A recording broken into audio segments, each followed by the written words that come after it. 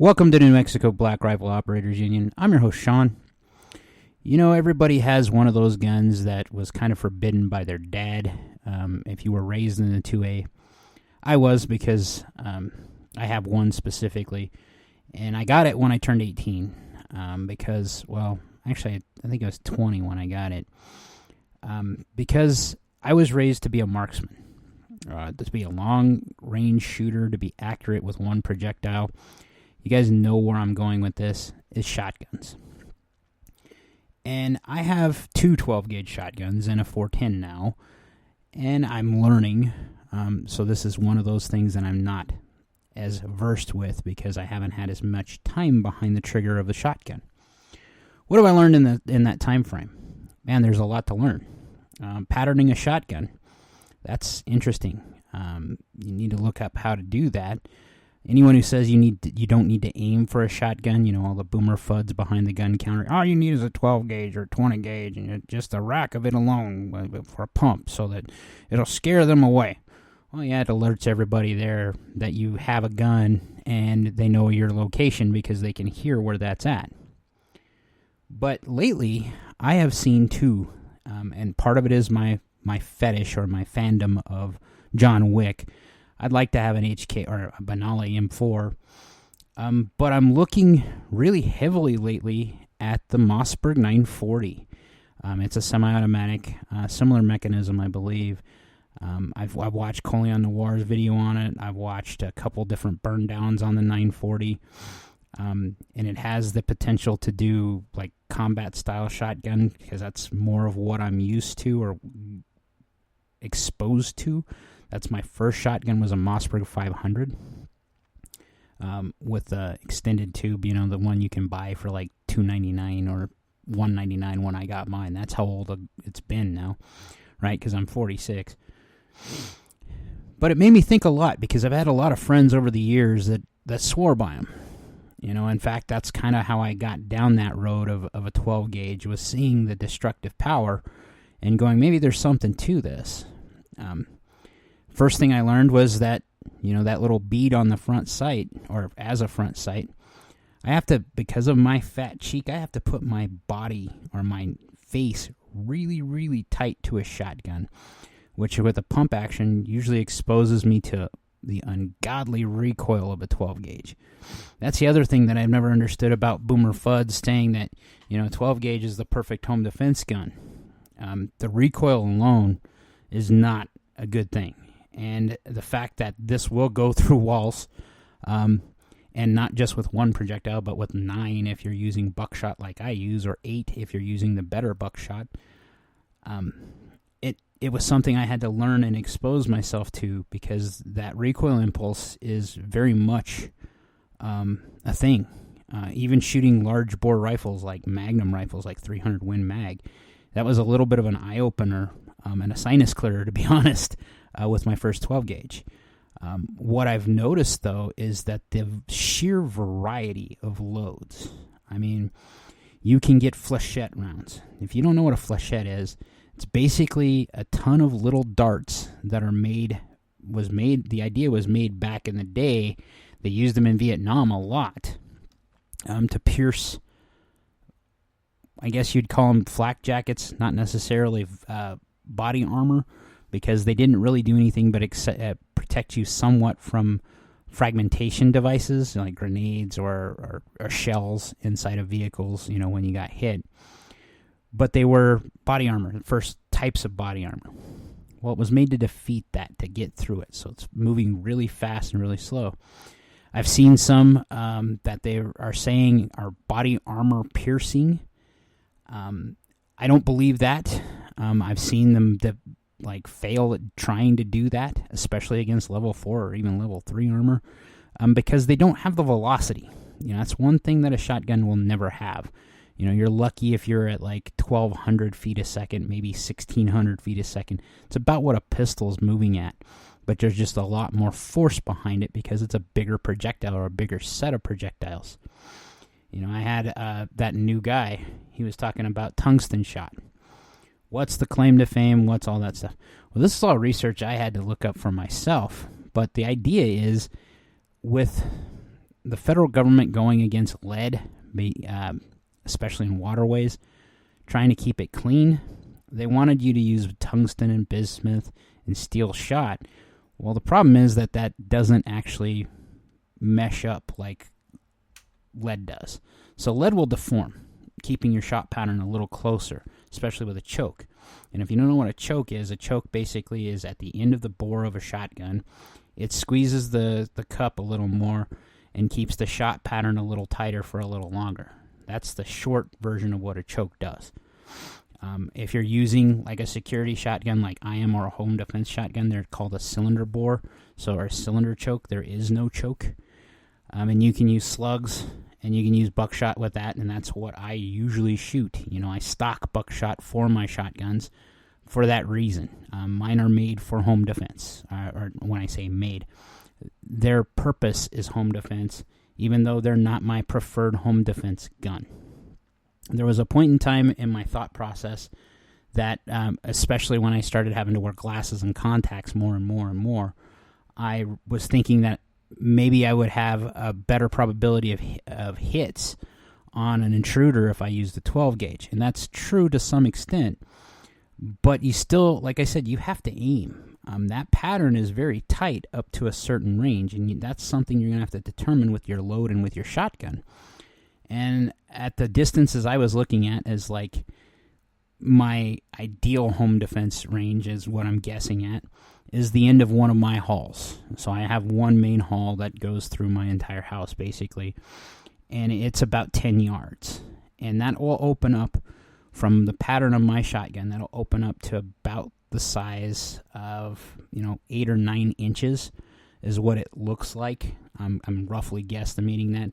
It's inside of an 18-inch man-size IPSC target.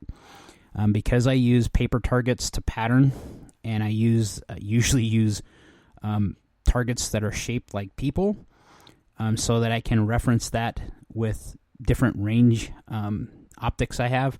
Not on my shotguns. I don't have any optics at all on my shotgun. I even decided that with one of them I would put a laser on it because it had a pistol grip on it and a folding stock. And I thought, well, if I couldn't deploy the stock, which is always a bad plan with a shotgun, I'm just going to tell you a folding stock is not a good thing, because the recoil alone will usually cause that thing to wear out, one, and two, that it folds in weird ways, for a Mossberg specifically. And what I noticed was that I wasn't as accurate for what a shotgun does. And when you hear that hesitation in accuracy, again, understand I have been shooting long range for a very long time. And to have multiple projectiles go out and then fan out in a pattern, right? That's what I'm talking about when you're patterning your shotgun, and seeing what that pattern is at certain set ranges. There's a frustration I've always had with shotguns is they're very limited in range.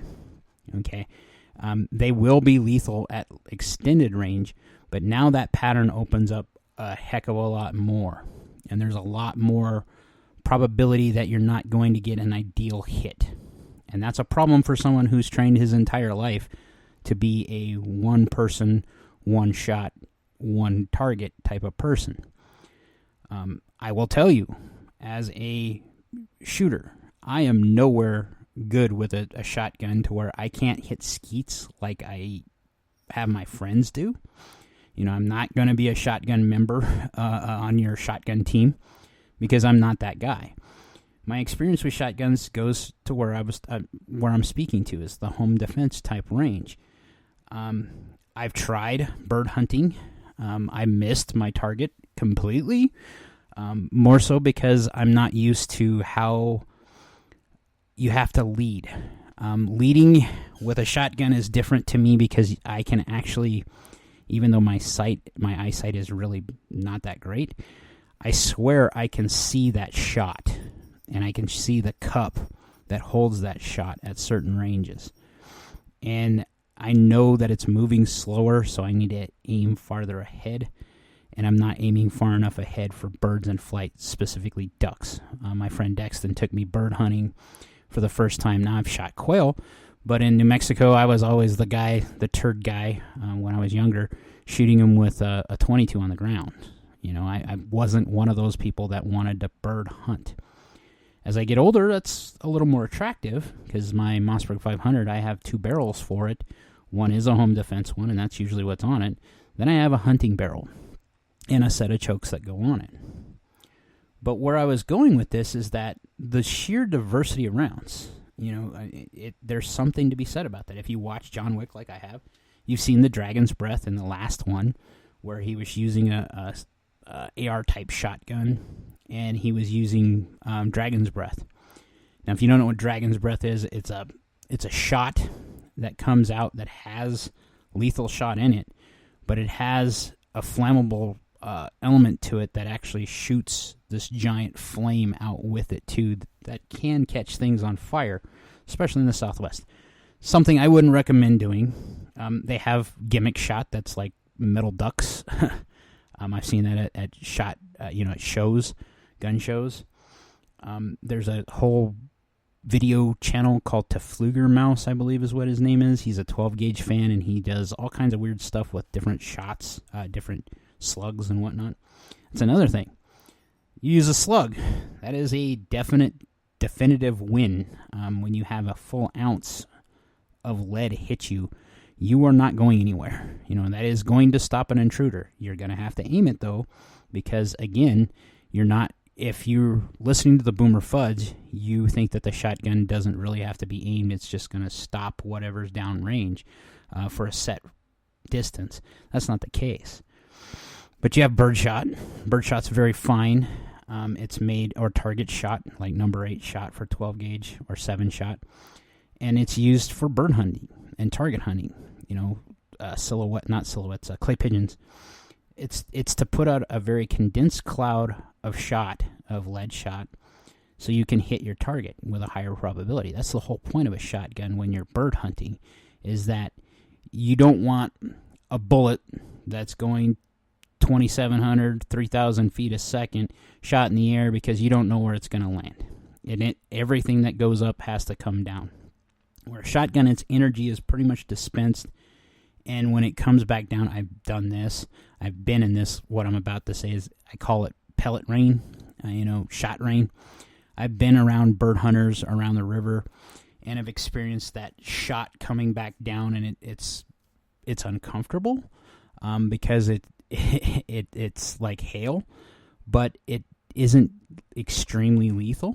I imagine it could be with the right weight of shot. And being at the closer distance, of course it would be. But being far enough away and it's lost all of its energy and it's just falling to the ground, that's different. But that's what I'm talking about. It's the sheer volume of what you can do. You have those flechettes, like I was saying. I've seen some that have chainsaw pieces in them. I've heard stories about people shooting sticks out of their shotgun. Would I recommend that? Absolutely not, because putting things in bores of guns is a bad idea in pulling the trigger, because you have the potential of it causing a rupture of the case or a rupture of the barrel, because there's nowhere to go for this explosion you just set off. So it's going to rupture the barrel and the gun. But it shows the resiliency of the round. This has been around for a long time. In World War I, the Germans actually put bounties on people that use shotguns because they saw it as a violation of the Geneva Convention, because it put so much shot onto someone, so many projectiles onto someone, that A, it was very lethal. B, if they didn't die right away, they were in extreme pain because of the sheer amount of damage done. That's something. There's something to be said to that.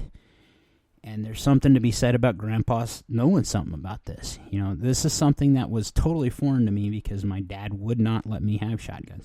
He let my older brothers have shotguns back east when they lived back east. But being born out here and living out here in northwest New Mexico and southwest Colorado, that wasn't a thing. I deer hunted before I ever duck hunted or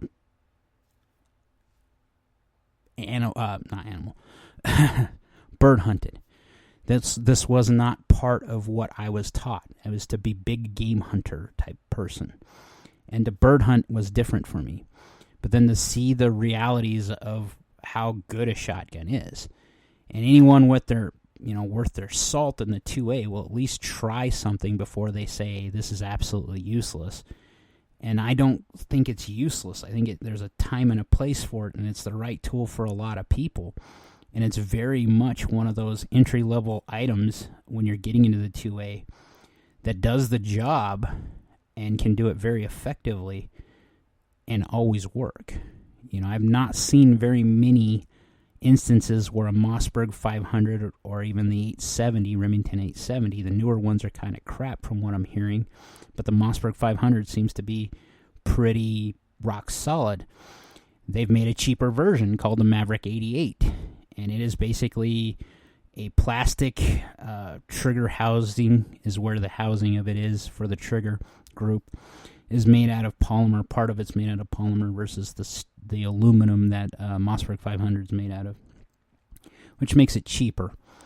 And they, instead of making the furniture set to where you can replace it at will with whatever you want, because there's a dime a dozen, just like there are for AR-15s with the Mossberg 500 or the 870 series, to replace their furniture sets, the stocks, the Mossberg or the Maverick 88 is pinned. The pump is itself. So you're going to have to replace the pump and the slides that actually actuate the action if you're going to replace the furniture set for the Maverick 88. But when you can buy a Maverick 88 for right now, I think is a $199. Okay, there's something to be said about that. If you don't have a lot of money and you want to defend your family or yourself, and you want that show-stopping power, 12 gauge is probably what you want to look at. If you're not interested in concealed carry, that's something you have to think about.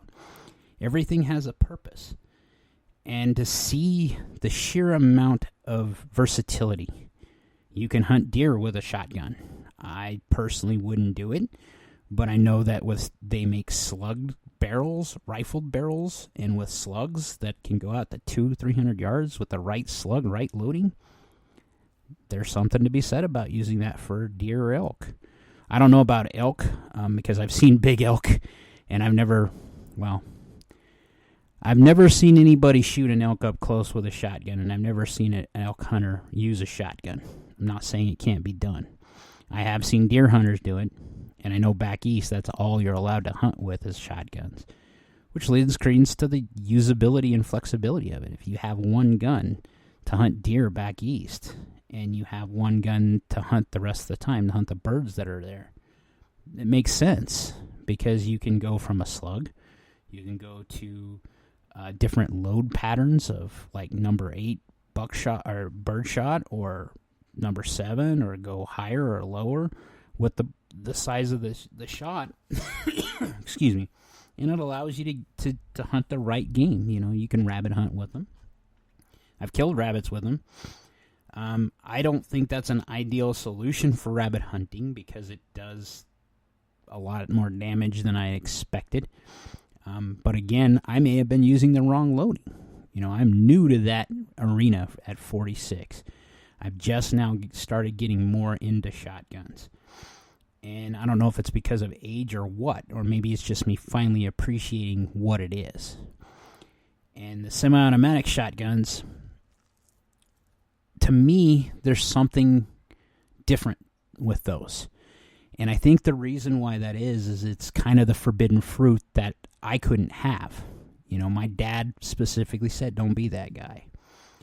And so I'm a little drawn to it because, I'm an adult. My dad has long since passed, unfortunately. And I have started watching these different videos, checking them out. And it seems like the algorithms all seem to know when I'm looking at something new. And one of these days, when I get back to where I was as an engineer and am fully rock solid again financially, I'm going to start expanding that Connect collection a little bit, I think. And I'm really looking hard at acquiring one of these semi-automatic shotguns. Now, I don't know, again, why, because it's of limited use to me.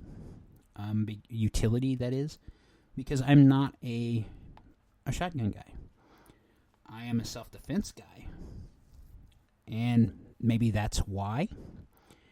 But I think that if I've already made this admission that I've become an AR-15 fan, in that if it's the one self-defense gun that I'm gonna have to take, that's probably the round I'm probably gonna have to take, that or a 308. And for a 308, there is no other gun for me other than an HK91. And that's my personal preference. They're heavy. They're not as... The triggers on them suck compared to anything in the AR world or the AR-10 world. But I can get decent accuracy with them. I know how to maintain them very well. I like the recoil impulse, as weird as that sounds from a lot of people's perspective. I know a lot about the roller delay. And I would definitely get one of these, use one of them if I had to. And a shotgun, it makes a lot of sense to me. You know, being an AK guy, I've had a lot of guys ask me, why not a Saiga? You know, why not one of the Saiga clones? And it always boils down to one thing with me, and I've talked about it on this podcast before, is the 12 gauge is a rimmed cartridge. And anytime you use a rimmed cartridge with a magazine, you're going to introduce some sort of kind of mess up, okay? It's because there's never been a way to get around the fact that there's a rim at the very, very, very base of the cartridge that is going to lock itself into a magazine, and you're going to have to overcome that barrier one way or another. And it usually tends to cause the gun to malfunction. Where a tube-fed semi-automatic like the 940 or the M4 tends to not have that problem because tubes have always been acceptable for rimmed cartridges to this day. And I'd rather have a reliable shotgun or a reliable piece of hardware than anything that looks cooler. Reliability is the number one thing I expect from anything in my collection. And if it's not reliable, I work to make it that way. And when it comes to home defense, that makes a lot of sense, because when seconds count, I don't want to have to manipulate the gun and mess around with it to try to defend myself or my family. And I extend that to shotguns, pistols, rifles. You know, I'm a big fan. That's one of the real reasons why I've always been a Kalashnikov guy, is I bought into the hype a long time ago that it is the most reliable platform for that type of rifle. Having had an AR-15, having learned what it can do, I believe wholeheartedly you can make them just as reliable as an AK-47 or as an AKM or an AKS. You just need to know what you're doing. And that's kind of the pursuit I've been going down with the shotgun. You know, it's why I picked one of the Mossberg 500s, is because it is, from every report I've ever seen, one of the most reliable platforms, period. The pump-action shotgun is always going to go click-bang unless you buy a really, really cheap, crappy one, and even those have a tendency to go click-bang if you're not shooting them all the time. And that's where I started looking more heavily at the shotgun, other than for home defense and for those other avenues. You know, being forbidden from having a 12-gauge and then being able to buy one. I remember the conversation my dad had. What the hell do you want that for? I taught you to be better than that, to not need a 12-gauge. Oh, yeah, Dad, that's true. I wanted to see what was going on with it. I've shot them. I didn't see a real problem with them, other than the recoil was way more than I was expecting. And I say that, but it's not really. I mean, it's not the greatest for recoil, meaning that you are going to feel some recoil.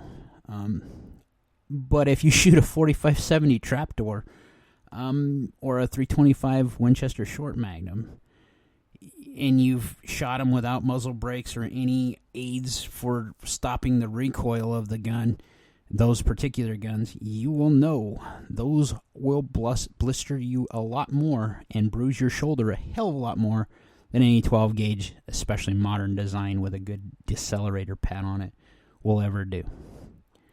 So as you're thinking about what you're going to buy next, what you're going to do, maybe the shotgun's the answer.